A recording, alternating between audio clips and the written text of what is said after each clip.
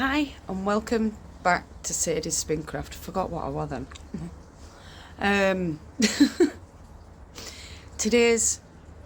Tonight's, whenever you watch this video, it's a bit different. I thought, hang on. I thought, because we're going to spin gold, I'm going to do a voiceover. I don't know why I'm doing this. I don't know what's made me do it, but I'm doing a voiceover. And what I'm going to do is I'm going to read a Brothers Grimm story called Rumplestiltskin. You know, I thought spinning wool into gold or straw into gold sort of thing. So yeah, I don't think I'll be speeding it up, but we'll see. Speeding up the next bit I'm on about. So I'm going to see how long it takes me to read the story before I do any adjustments to the speed, if that makes sense. Yes, I'm in my work clothes. Yes, it's night time. I say night time, it's 7:35, so it is dark. And well, thought, well, why not make a start? Because I'm not sure if I'm going to be spinning fine or thick or whatever, you know what I mean? I just don't know what I'm doing yet. I just know I'm spinning from Rolex. But we'll see how they want to spin. But I don't know.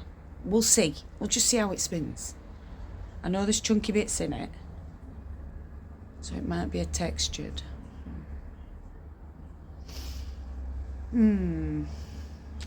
I'll get you set up and we'll just see what we do. So yeah, it's dark. I hope you can see. I've put outside light on. Don't really do much until it warms up, so I'll have a quick smoke and then get this done. See you in a minute. Rumplestiltskin. There once lived a miller with his daughter. When the miller was at work all day turning grain into flour, he loved nothing more than to think up tales to amaze people. One day the king came to town. He heard the miller talking about his daughter. The miller was saying that his daughter was the most amazing girl in their village, if not in all the land. "You there," said the king. "What is so amazing about your daughter?" The miller bowed. He said, "Your Majesty, my daughter is so clever that she can spin straw into gold."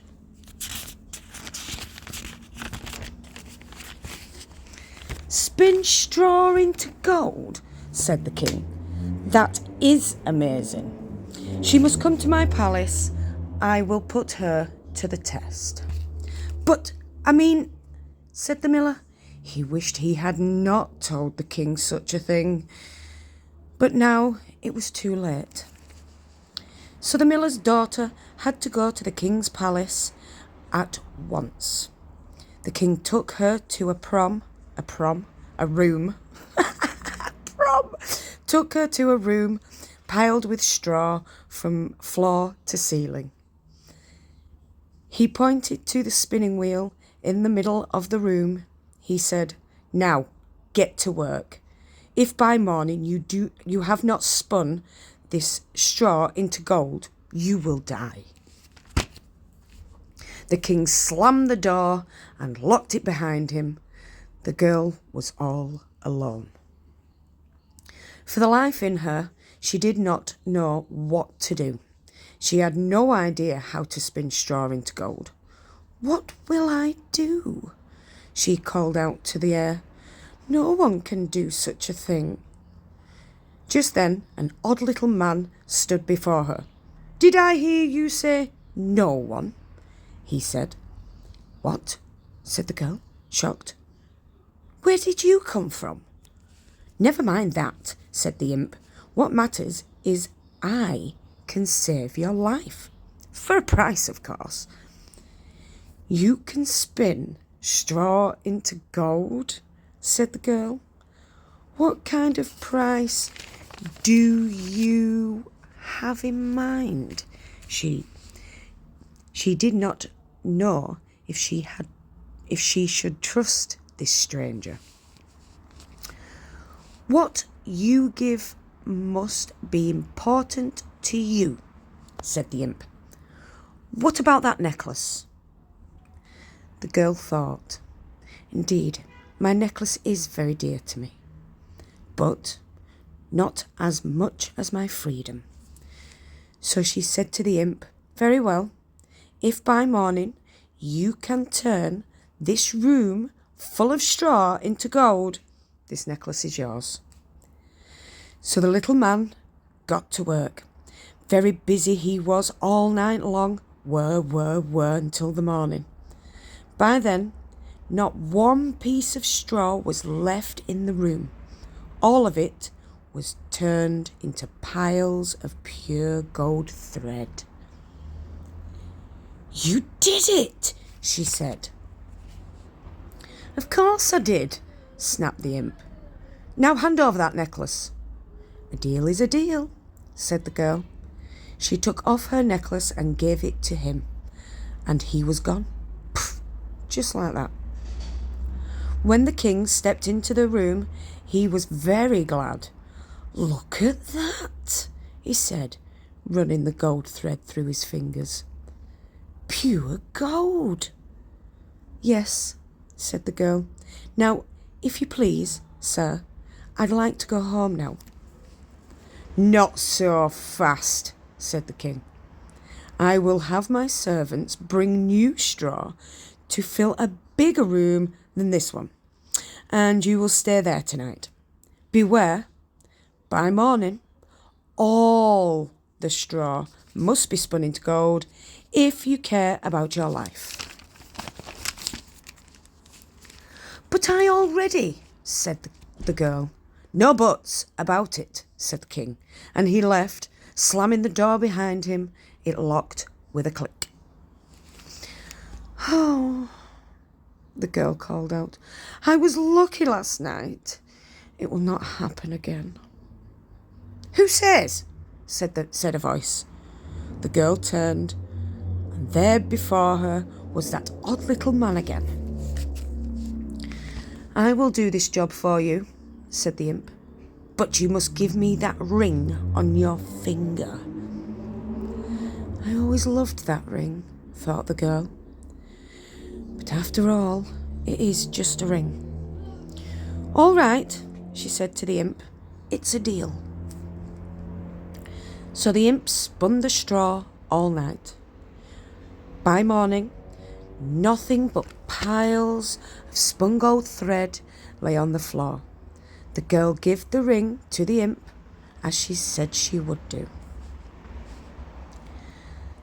The girl felt sure the king would be so happy he would let her go home.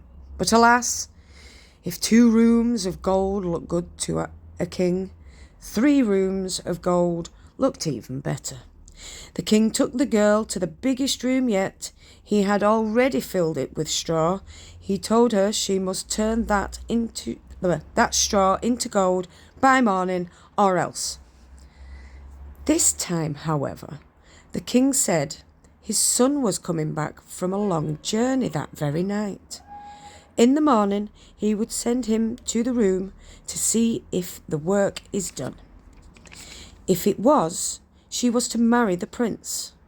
The king thought, "Even if she is a miller's daughter, I could not find a better wife for my son." But he told the girl in a loud, booming voice if she could not do the task, she would marry no one at all, for she would die. Then the king left. The girl fell into a deep gloom. How long would this go on? Would she ever get out? When she lifted her head, there was that little man again. "I bet you knew I would come back," he said. I could not know for sure, said the girl, but this time I no longer have anything to give you. I cannot pay you any more. We will find a good price, said the imp, and he went to work spinning straw into gold. Stop, said the girl. Please, I have nothing left to pay you. But the imp did not stop. He worked all night long. Though the girl waved at him and begged him to stop, hour after hour, it was no use. By morning, the job was done. There, said the imp, all done. Now I will tell you my price. That's not fair, said the girl. Lots of things are not fair, said the imp, with a shrug. Very well, she said with a sigh. What is your price? Oh, nothing right now, he said. But later, if you become queen, I will take your first-born child. What? Said the girl in fear. I cannot imagine I would ever be queen. But even if I were, I would never agree to such a thing. Oh, but you already have. The straw is spun into gold, and so the deal is made, said the imp, and he was gone. A moment later, a young man stepped into the room. Miss, are you all right? Said the prince. I know how hard my father can be.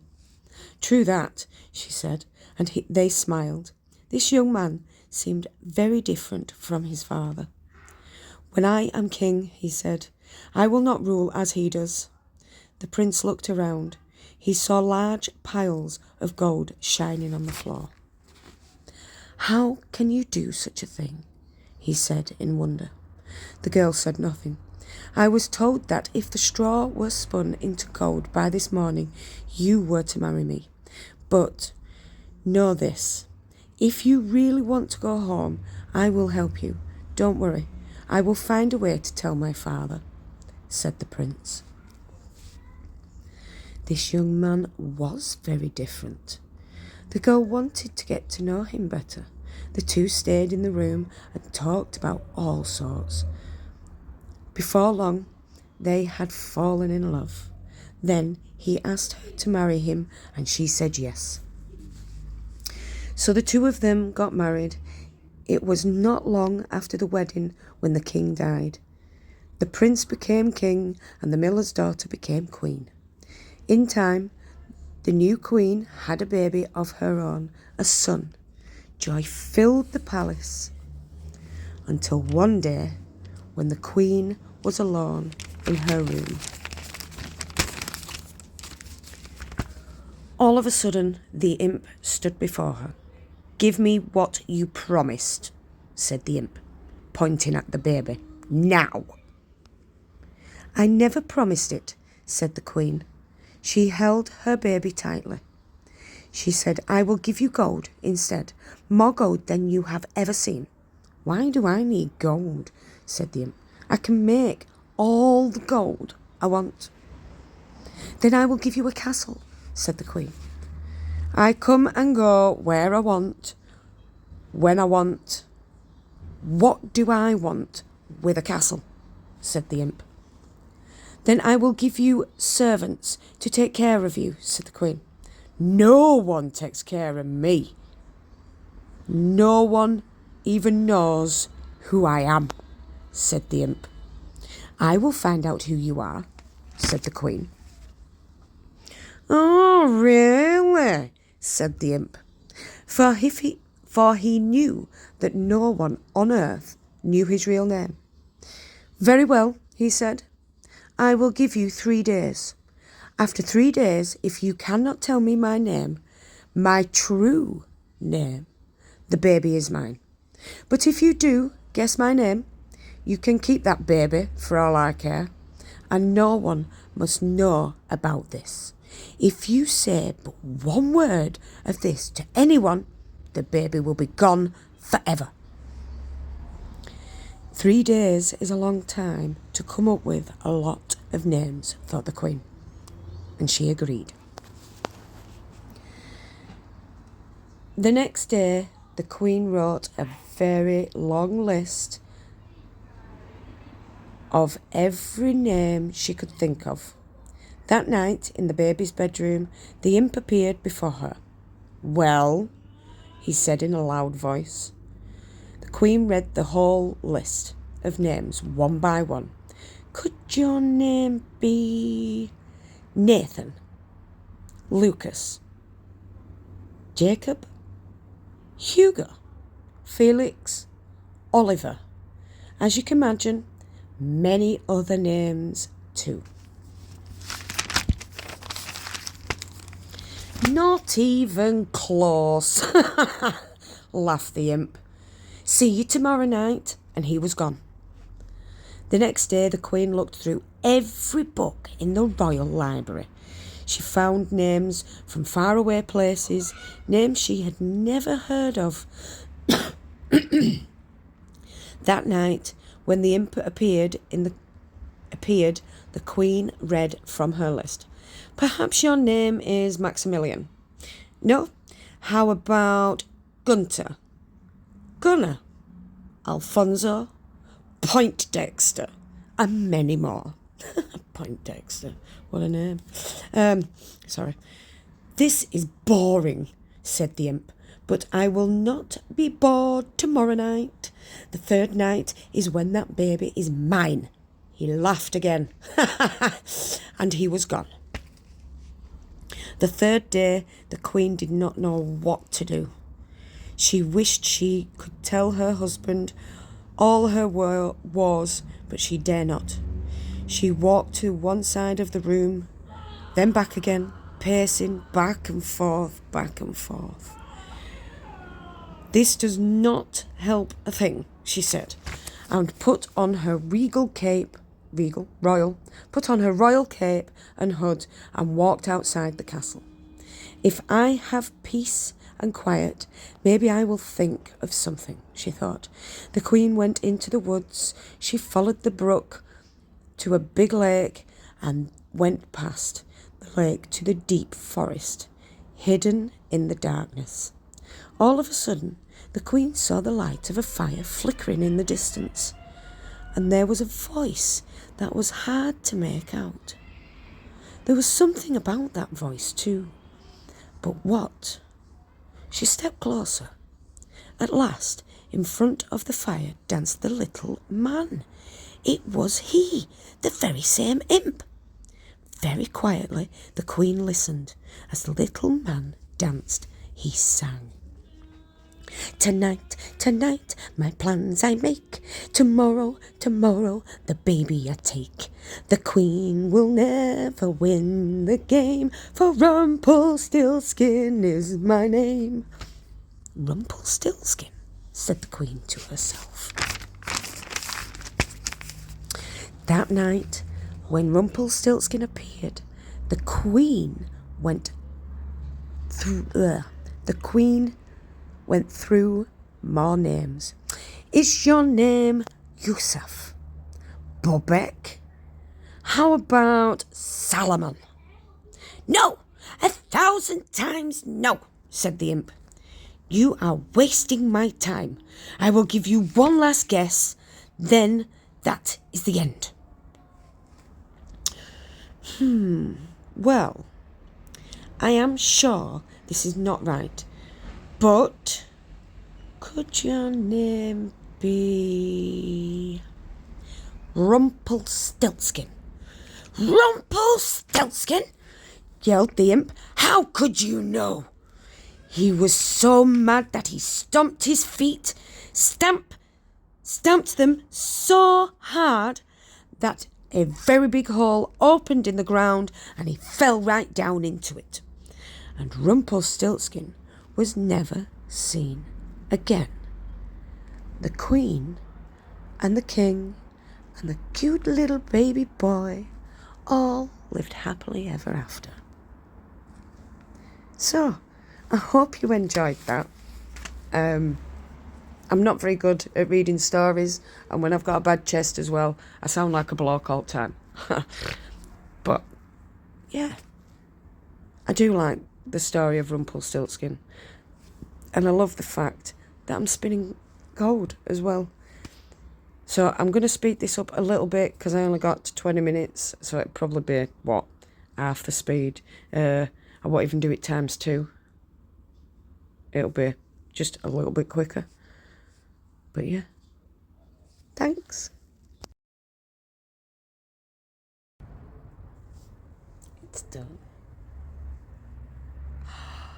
I love the texture to it. I'm glad I didn't try and control it too much. I didn't spin it consistent, but because I chain plied it, it's a lot more consistent than what it was. It's so soft and squishy. I mean, wow. And then it bounces back. I'm going to give you a proper look through the other side of the camera. I'll be right back. Let's just see if we can do this and turn a light on. Hang on. Yay, we turned a light on. And we've got this. Oh, wow, look at it. See that bit there? That's a bit of sari silk. It's obviously not spun it properly, but I don't care. Oh, so pretty. It's lovely, luscious little mini. Do you know, I'm going to have to do a crochet blanket with all these minis. I really am. I'm already halfway through my other crochet blanket.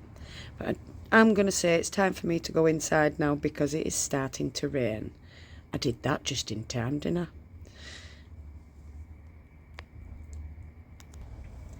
So it's starting to rain. If I'm staying out, I need to put that up. But I really want to get something else to spin. But I can't because I need to wait because I've got to do the voiceover. Although you've already seen it with the voiceover. But I'm on about doing my, what do you call it? Editing. That's the word.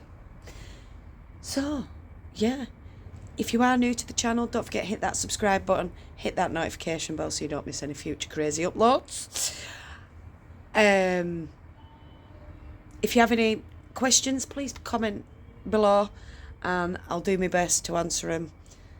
I always try and comment and I always try and answer all my all the people that comment. That really doesn't that didn't come out right. Brain not working. It's getting late. I've been up quite a while now. So yeah. No matter where you are in the world, whether it's morning, afternoon, evening, or night time, I want you to do what you love doing. See you all again soon. Love and hugs, my beautiful people. I'll see you soon. Bye.